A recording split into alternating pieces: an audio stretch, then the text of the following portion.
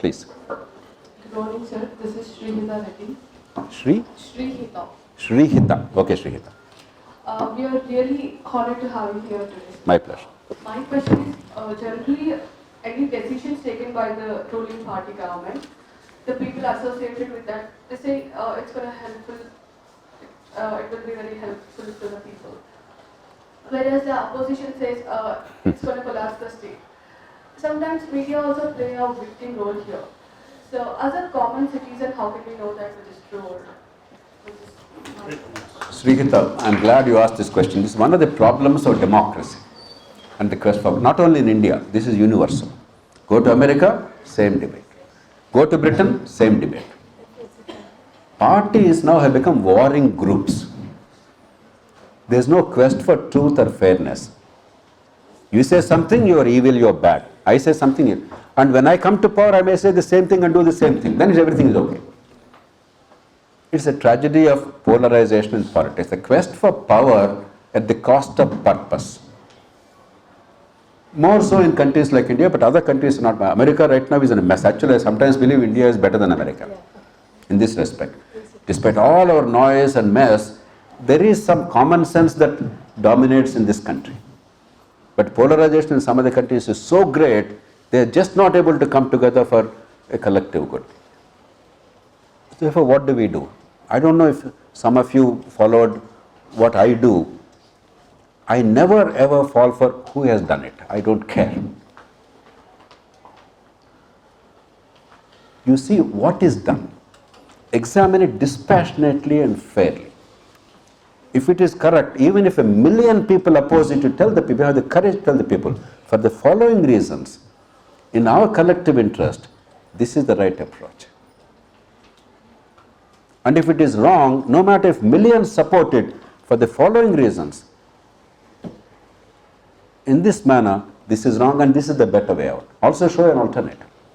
But you must have credibility. You must have truth in your heart. If because I belong to another community and you are a Reddy and therefore Srihita said, therefore I must oppose, if that is what motivates me, or if some other fellow because he is a Kamma, therefore I must oppose him, because Telangana guy, therefore I must, if that's what motivates us, all our cleverness is irrelevant. After some time we lose credibility. People are too polite to say that to our face, but the word has no value, no power. Examine them systematically. Evidence, logic, best practices, past experience of ours and those around. In our country, partly because of political polarization, partly because of stupidity in analyzing issues, because for decades, for generations, certain shibboleths as we call, some standard slogans, public sector, private sector. Socialism without even knowing what the word means, or something else. Standard. Vizag steel plant.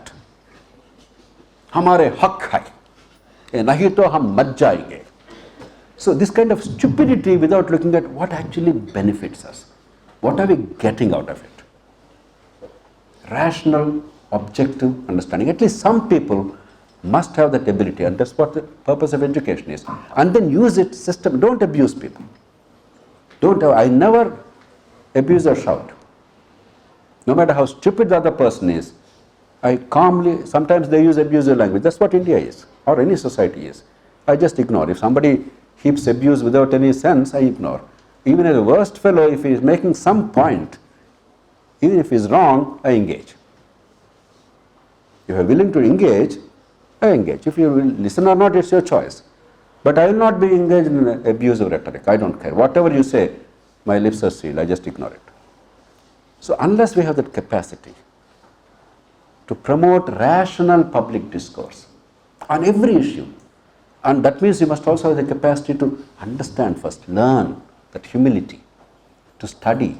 Why am I studying 10 hours a day at this age? Because nobody has all the knowledge.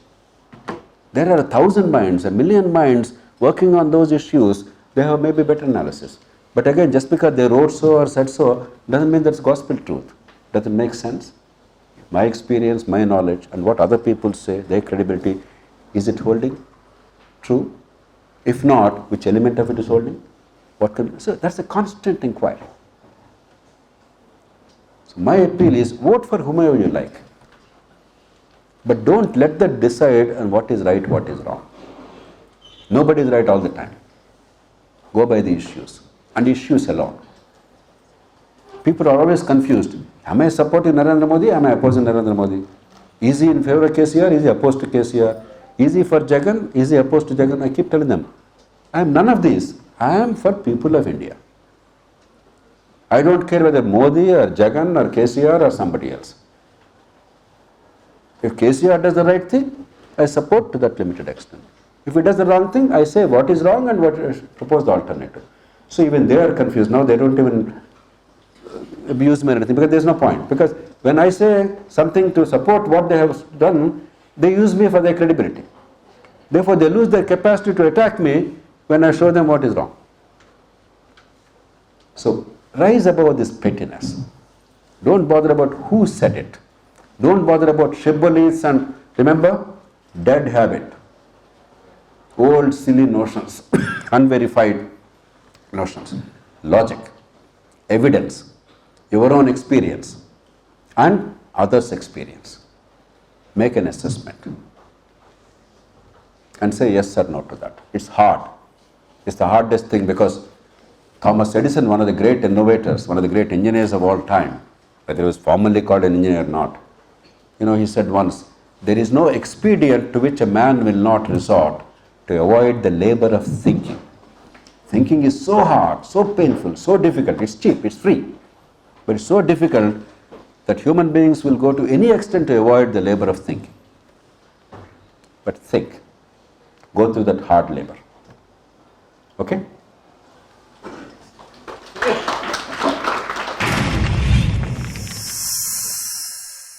Like and subscribe Eagle Media Works.